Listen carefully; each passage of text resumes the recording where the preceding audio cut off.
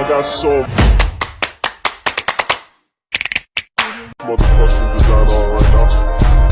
Bring it down, bring it down, bring it down. I got 3 old guys.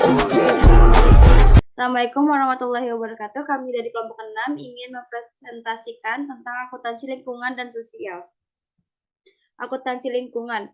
Akuntansi lingkungan secara definisi berarti identifikasi, pengukuran, dan alokasi biaya-biaya lingkungan hidup dan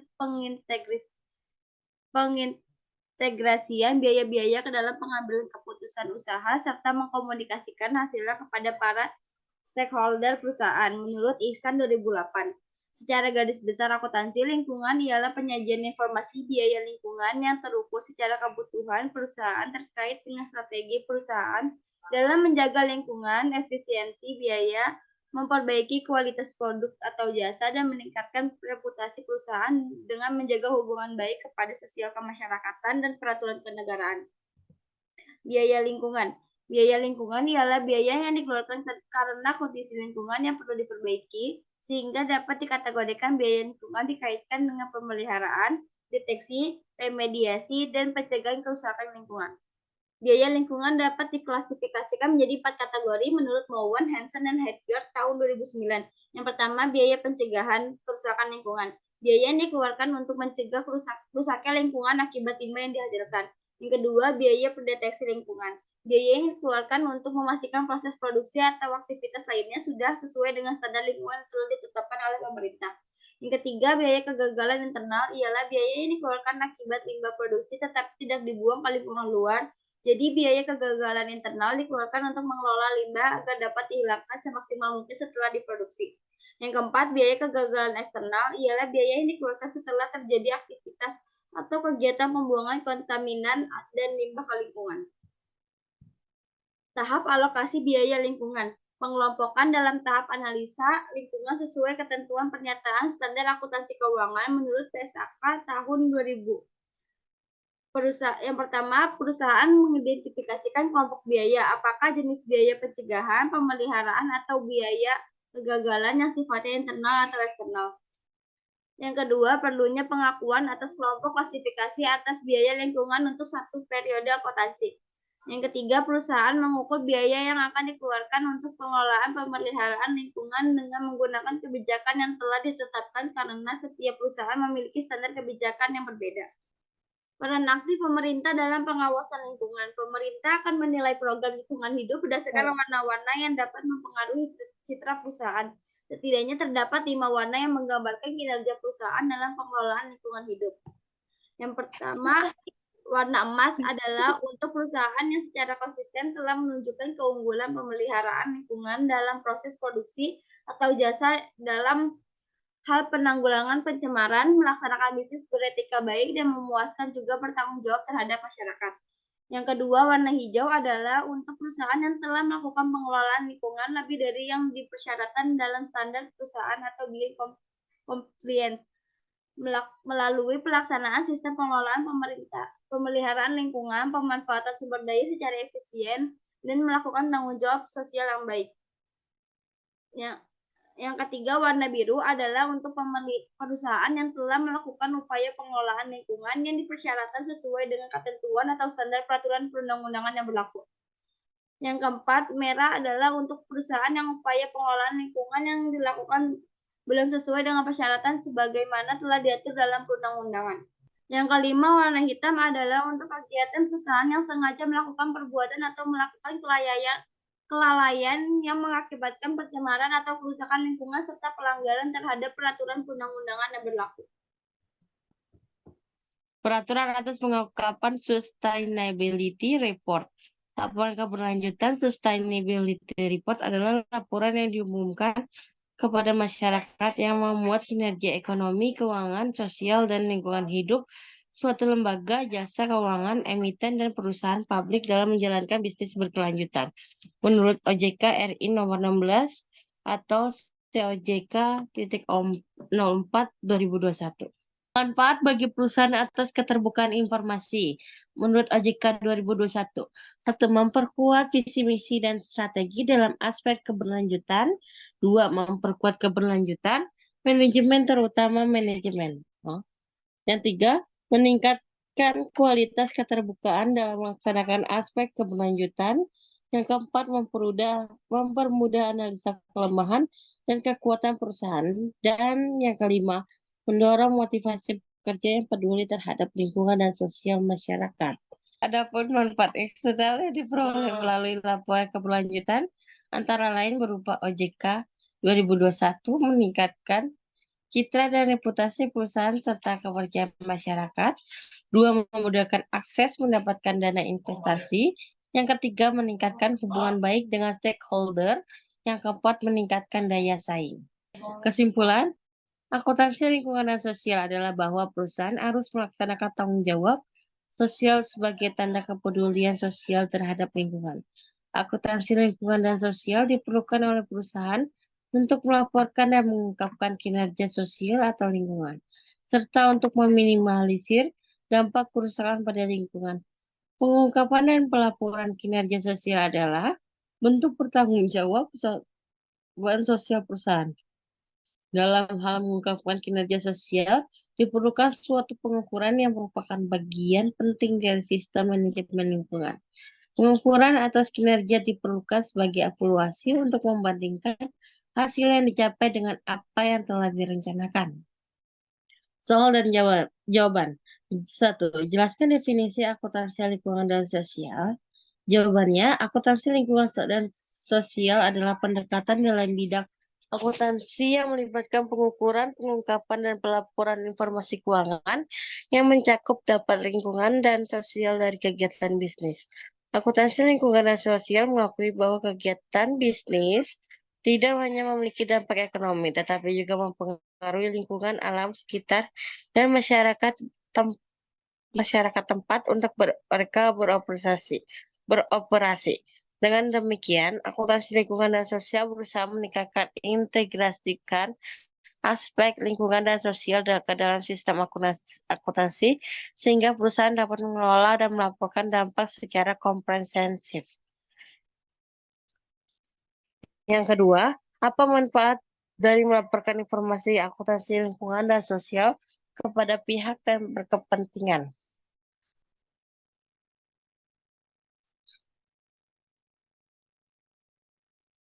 Jawabannya, melaporkan informasi akuntansi lingkungan dan sosial kepada pihak berkepentingan memiliki manfaat yang signifikan, antara lain, transparansi dan akuntabilitas.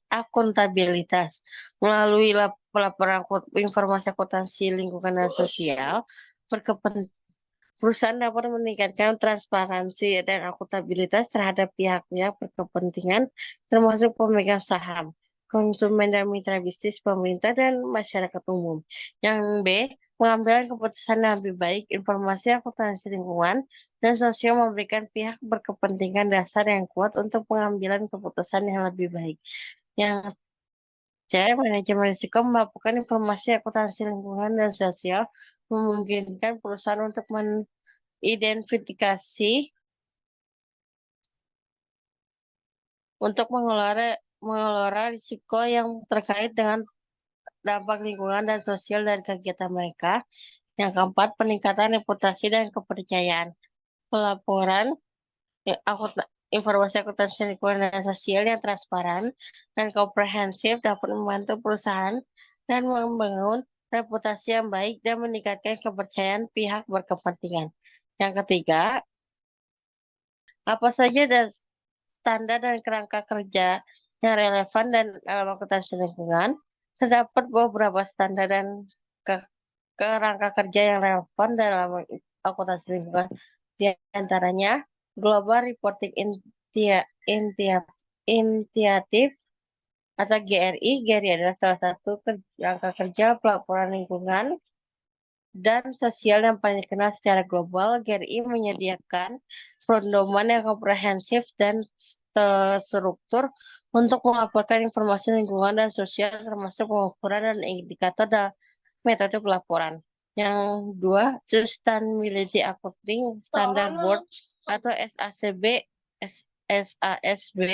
adalah organisasi yang mengembangkan standar akuntansi berkelanjutan yang spesifik untuk industri tertentu. Yang ketiga atau C, Carbon Disclosure Project atau CDP adalah inisiatif global yang mengumpulkan data dan informasi terkait emisi gas rumah kaca dan strategi perusahaan terkait perubahan iklim. Yang keempat atau D, ISO 1401. ISO 1401 adalah standar internasional yang mengatur sistem manajemen lingkungan. Standar ini membantu perusahaan mengidentifikasi dan mengelola dampak lingkungan yang dihasilkan oleh kegiatan operasional mereka dan mendorong adopsi praktik bisnis yang berkelanjutan. Yang keempat, sebutkan 4 kategori yang menjadi biaya lingkungan. Biaya lingkungan dapat diklasifikasikan menjadi 4 kategori. A. Biaya pencegahan kerusakan lingkungan. Biaya yang dikeluarkan untuk mencegah rusaknya lingkungan akibat limbah yang dihasilkan. B. Biaya deteksi lingkungan. Biaya yang dikeluarkan untuk memastikan proses produksi atau aktivitas lainnya sudah sesuai dengan standar lingkungan yang telah ditetapkan oleh pemerintah. Yang C, biaya kegagalan internal ialah biaya yang dikeluarkan akibat limbah produksi tetapi tidak dibuang ke lingkungan luar. Jadi biaya kegagalan internal dikeluarkan untuk mengelola limbah agar dapat dihilangkan semaksimal mungkin setelah diproduksi. Yang D, biaya kegagalan eksternal adalah biaya yang dikeluarkan. Biaya kegagalan eksternal dapat dibagi menjadi 2 bagian, yaitu bagian atas biaya kegagalan eksternal direalisasi dan yang tidak direalisasi. Biaya yang direalisasi terkait dengan pembiayaan kegagalan eksternal yang harus dibayarkan oleh perusahaan. Sedangkan biaya yang tidak direalisasi atau biaya sosial disebabkan oleh perusahaan, namun pihak lain atau luar perusahaan yang membiayai. Yang kelima, apakah terdapat kendala dalam penerapan akuntansi sosial dan lingkungan di Indonesia? Jawabannya, terdapat beberapa kendala umum yang dihadapi dalam penerapan akuntansi sosial dan lingkungan di Indonesia, yaitu keterbatasan pedoman dan kerangka kerja. Di Indonesia masih terdapat keterbatasan dalam pedoman dan kerangka kerja yang secara spesifik mengatur akuntansi sosial dan lingkungan. Meskipun terdapat beberapa inisiatif dan pedoman yang dikeluarkan oleh pemerintah dan organisasi terkait, seperti pedoman pelaporan keberlanjutan GRI dan kerangka kerja akuntansi lingkungan PBB, namun penggunaannya masih terbatas dan belum menjadi standar yang diadopsi secara luas. Yang B, kurangnya kesadaran dan pemahaman. Kesadaran dan pemahaman tentang pentingnya akuntansi sosial dan lingkungan masih relatif rendah di kalangan perusahaan dan masyarakat di Indonesia. Yang C, keterbatasan sumber daya. Implementasi akuntansi sosial dan lingkungan membutuhkan sumber daya manusia, keuangan, dan teknologi yang memadai. Yang keenam, berikan contoh perusahaan yang telah menerapkan akuntansi sosial dan lingkungan dengan baik. Jawabannya, terdapat contoh perusahaan yang telah menerapkannya, yaitu ada dari Unilever. Unilever adalah perusahaan multinasional yang beroperasi di sektor konsumen. Mereka telah mengadopsi pendekatan yang komprehensif terhadap keberlanjutan dan melaporkan kinerja sosial dan lingkungan secara terperinci. Unilever berkomitmen untuk mengurangi jejak karbonnya, mempromosikan sumber-sumber daya alam yang berkelanjutan, dan meningkatkan kondisi hidup bagi jutaan orang melalui program-program mereka. Yang kedua ada dari Danone. Danone adalah perusahaan makanan dan minuman yang menekankan praktik bisnis yang bertanggung jawab secara sosial dan lingkungan. Mereka menerapkan akuntansi sosial dan lingkungan melalui pendekatan holistik yang mencangkup seluruh rantai pasokan mereka. Yang C ada dari Tesla. Tesla adalah produsen mobil listrik yang terkenal karena inovasinya dalam mengurangi dampak lingkungan industri otomotif. Perusahaan ini melaporkan kinerja lingkungan dengan transparan, termasuk emisi karbon produksi mobil mereka dan penggunaan energi terbarukan di pabrik-pabrik mereka. Yang ketujuh, apakah manfaat jangka panjang yang didapatkan oleh perusahaan yang menerapkan akuntansi sosial dan lingkungan? Jawabannya yaitu manfaatnya dapat meningkatkan reputasi dan citra perusahaan. Akuntansi sosial dan lingkungan dapat membantu perusahaan memperoleh reputasi yang baik dan citra yang positif di mata pemangku kepentingan. Yang B, meningkatkan daya tarik bagi investor. Investor semakin mempertimbangkan faktor sosial dan lingkungan dalam pengambilan keputusan investasi mereka. Dengan menerapkan akuntansi sosial dan lingkungan, perusahaan dapat menunjukkan komitmen mereka terhadap keberlanjutan dan mengurangi risiko lingkungan dan sosial yang dapat mempengaruhi kinerja bisnis. Yang C yaitu mengefisiensi operasional dan pengurangan biaya. Praktik keberlanjutan yang tepat dapat membantu perusahaan mengurangi biaya operasional dan meningkatkan efisiensi. Pengelolaan limbah yang baik juga dapat mengurangi biaya pengelolaan limbah dan pemrosesan. Selain itu, praktik keberlanjutan yang baik dapat mengurangi risiko hukum dan denda terkait pelanggaran lingkungan. Yang kedelapan, bagaimana perusahaan dapat memastikan bahwa pelaporan kinerja sosial dan lingkungan mereka transparan?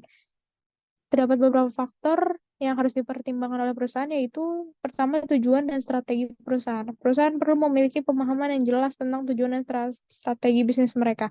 Yang B, mengidentifikasi isu dan dampak. Perusahaan harus mengidentifikasi isu-isu sosial dan lingkungan yang paling relevan dengan operasi mereka. Yang C, pengukuran dan pelaporan kinerja. Perusahaan juga perlu menentukan metode pengukuran yang sesuai untuk mengukur kinerja sosial dan lingkungan mereka. Yang D, keterlibatan pemangku kepentingan. Pemangku kepentingan perlu dilibatkan dalam proses pengembangan dan implementasi akuntansi sosial dan lingkungan. Jelaskan teori apa saja yang mendukung tanggung jawab sosial dan lingkungan. Yang pertama ada teori legitimasi. Teori legitimasi didasarkan pada pengertian kontrak sosial yang diimplikasikan antara institusi sosial dan masyarakat. Teori tersebut dibutuhkan oleh institusi-institusi untuk mencapai tujuan agar selaras dengan masyarakat luas. Dasar pemikiran teori ini adalah organisasi atau perusahaan akan terus berkelanjutan keberadaannya jika masyarakat menyadari bahwa organisasi beroperasi untuk sistem nilai yang setara dengan sistem nilai masyarakat itu sendiri. Perusahaan menggunakan laporan tahunan mereka untuk menggambarkan kesan tanggung jawab lingkungan sehingga mereka diterima oleh masyarakat. Yang kedua ada teori agensi. Teori agensi menjelaskan ada konflik kepentingan antara manajer atau agen dan prinsipal atau pemilik. Pemilik ingin mengetahui semua informasi di perusahaan termasuk aktivitas manajemen dan sesuatu yang terkait investasi atau dananya dalam perusahaan. Yang C, teori stakeholders. Stakeholders didefinisikan seperti sebuah kelompok atau individual yang dapat memberi dampak atau terkena dampak oleh hasil tujuan perusahaan termasuk dalam stakeholders yaitu stakeholders, creditors, employees, customers, suppliers, public interest groups, dan governmental bodies. Yang ke-10, mengapa dalam akuntansi sosial aspek pengukuran biaya sosial dan manfaat sosial relatif sulit untuk dilakukan? Dalam akuntansi sosial, pengukuran biaya sosial dan manfaat sosial seringkali sulit dilakukan karena beberapa alasan. Yang pertama, subjektivitas. Biaya sosial dan manfaat sosial seringkali sulit diukur secara objektif karena melibatkan penilaian subjektif. Biaya dan manfaat sosial dapat diinterpretasikan berbeda oleh individu atau kelompok yang berbeda tergantung pada nilai-nilai, preferensi, dan pandangan mereka. Yang B, keterbatasan data. Pengukuran biaya sosial dan manfaat sosial seringkali membutuhkan data yang relevan dan akurat, namun seringkali sulit untuk mengumpulkan data yang lengkap dan representatif mengenai dampak sosial suatu kegiatan atau kebijakan. Yang C, multidimensi. Biaya sosial dan manfaat sosial seringkali memiliki banyak dimensi yang berbeda. Mereka dapat mencakup dampak ekonomi, lingkungan sosial, dan etis yang kompleks. Yang D, ada time frame. Pengukuran biaya sosial dan manfaat sosial juga dapat sulit karena dampak sosial seringkali berlangsung dalam jangka waktu yang panjang dan sulit untuk diestimasi dengan tepat. Sekian presentasi dari kelompok kami. Kurang lebihnya mohon maaf. Terima kasih. Wassalamualaikum warahmatullahi wabarakatuh.